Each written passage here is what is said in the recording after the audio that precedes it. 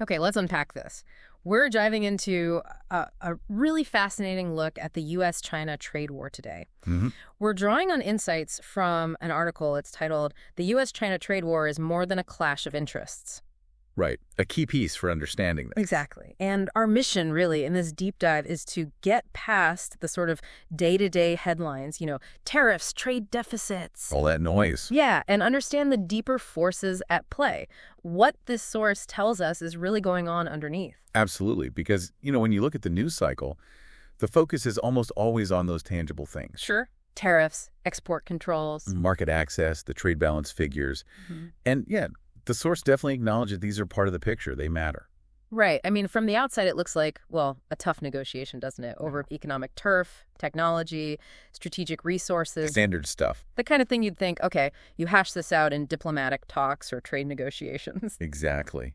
But the central argument, the real core of this article, is that if you only see it that way, Through that lens of negotiable interests. you completely miss what's really driving it, the real tension, the thing that makes this conflict so persistent, so challenging. It isn't just about those differing interests. Okay. It's rooted much deeper in two, fundamentally incompatible ways of understanding the global order and their own place within that order. Okay, right. So this is where it gets really interesting. How does the source describe the U.S. perspective developing, especially, say, since the 2008 financial crisis? Well, the article points out that the U.S. has increasingly come to view China's growing power, its assertiveness, as aggressive, almost like the phrase uses like bullying the weak, violating these established norms and rules. Rules the U.S. sees as legitimate and universal. Exactly. That's the key part of the U.S. view described here. These aren't just our rules, they're the right rules, the established order. Okay. And how does the source then portray China's view of that same situation? Well, from China's perspective, according to the source, it's not really about violating a shared global order because they question the very legitimacy of the existing international order itself. Ah, okay. Their argument, as the article lays it out, is basically that this order, it was built primarily on Western values, Western power structures. Right. And therefore, it isn't inherently fair or, universally applicable, especially not to a resurgent China. So it's not just a squabble about how to play by the rules. No.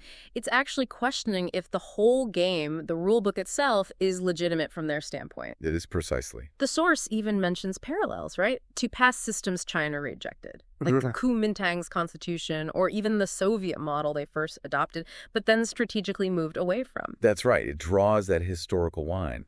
And what's fascinating then is how this distinct worldview, this deep questioning of external legitimacy, how it translates into specific behaviors and strategies the source describes. Okay, like what?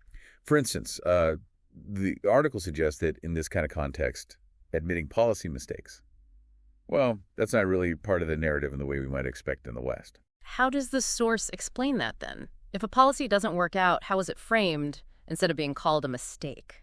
So the article posits that if a policy doesn't get the result they wanted, it's less likely to be seen as the objective itself being flawed or wrong. Okay. Instead, it might get reframed, perhaps as a miscalculation of timing maybe, or strength, or dealing with external factors. But not an error in the fundamental strategic direction itself. Less likely, according to this analysis, the underlying goal often remains unquestioned.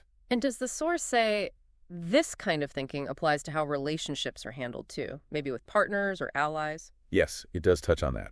The article notes that relationships, whether that's with foreign nations or even internal allies, can often be viewed through the lens of their continued strategic usefulness. Right, pragmatism. Highly pragmatic. So when a partner's value diminishes in that strategic context, the source suggests they can sometimes be, discarded. Discarded. Yeah, and occasionally the article mentions, this might even happen with public statements about sort of correcting past misunderstandings or something similar. It's described as a very results-oriented approach. Okay. Kind of divorced from what you might expect from relationships built purely on, say, shared ideology or just long-standing trust for its own sake.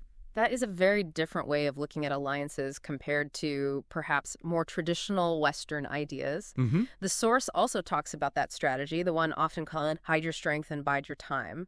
A lot of people outside China took that as, a permanent, cautious stance. Right. That was the common interpretation for a long time. But the source suggests that interpretation might have been, well, incomplete. How so? From Beijing's perspective, the article argues this wasn't necessarily a permanent state. It was a phase. A strategic posture adopted when circumstances, required caution. So a tactic, not the end goal. Exactly.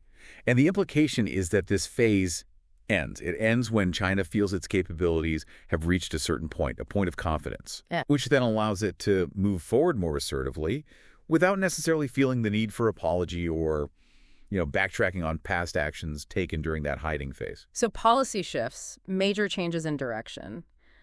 According to the source, they don't really stem from a change in fundamental ideology or worldview. Not typically, no. It's more about a change in the external conditions, or maybe China's own calculation of its strength relative to others. Precisely. Major shifts, the article indicates, they tend to happen after visible material setbacks, things that force a reassessment of maybe the timing or the specific approach. But not the core objective. Much less likely to change the core strategic objective or that underlying worldview we discussed. Okay. Meanwhile, back in the U.S., how does the U.S. interpret this growing assertiveness through its particular worldview? Well, the article describes the U.S. as viewing these moves not just as, say, defensive actions or normal developmental steps for a rising power, as clear signs of something bigger, a broader, long-term ambition for global influence, maybe even dominance, something that fundamentally challenges the existing order. The order the U.S. sees itself as upholding. Exactly. Oh. And that perception, according to the source, is what has really driven the significant shift you've seen in U.S. policy. Away from engagement. Towards containment. Towards containment, yeah. Especially focused on those really critical areas like advanced technology, national security, supply chains. So when we see all these headlines, specific court rulings on tariffs, maybe a temporary trade deal gets signed, or new restrictions on things like semiconductor software exports, the source is basically saying these aren't just isolated incidents. They're not just standard economic disputes playing out. Correct. The article explicitly calls these surface-level events. Now, they're real. They have impact, absolutely. Sure. But ultimately, they are manifestations. They're shaped and driven by these much deeper, longer-standing tensions. Tensions rooted in those fundamentally different ideas about power, legitimacy, how the world should work. Exactly. Those incompatible worldviews. So, okay, let's try and wrap this up. What does this all mean, then? This deep dive, based on this source, it really shows us the conflict isn't just, a negotiation over interests that you can maybe split the difference on. No, it's presented as much more fundamental, a long-term contest. And it's rooted in these profoundly different ways of seeing the world and, importantly, one's own place and rights within it. Yeah, and what's really fascinating, I think, is how understanding these distinct worldviews, the U.S. perspective, seeing its order as legitimate, universally so, and China fundamentally questioning that legitimacy, how that changes the way you interpret basically every action and reaction. It makes it clearer why standard negotiation frameworks, maybe based on shared assumptions, often seem to fall short or break down. Absolutely. They're almost speaking different languages when it comes to the underlying principles. Right. Which brings us to a really important question for you, the listener, to consider drawing on this source's analysis. Given how deeply rooted these differences in worldview are, as the article describes them. Yeah, these aren't superficial differences. Not at all.